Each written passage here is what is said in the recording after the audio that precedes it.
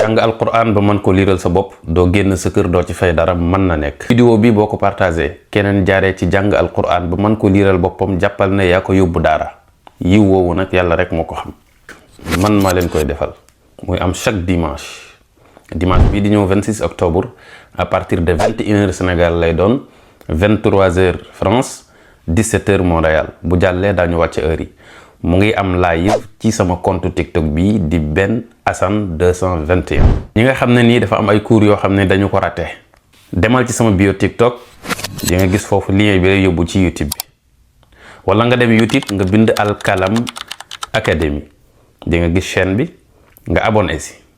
bësal cloche de notification bi boo xoolee ci biir chaîne bi di nga gis ñaari cours yi jot a jàll nga daal di koy topp lire ko. boo yónnee message ci suñu numéro WhatsApp bi 76 748 03 22 di nga jot benn lien boo xam ne nii moo lay dugal ci chaîne bi cliqueel ci lien bi bësal suivre yaa ngi ci chaîne bi demal ci kaw nga bës cloche de notification yi lu ñu dugalati daañu la ko wax boo défilee tuuti di nga gis cours yi jot a jàll nga lire ko. chaîne la nag mais du groupe donc doo ko gis fi ngay gisee sa groupe WhatsApp yi fi ngay xoolee say statut yi foofu lay nekk. bul fàtte jënd kay ak bic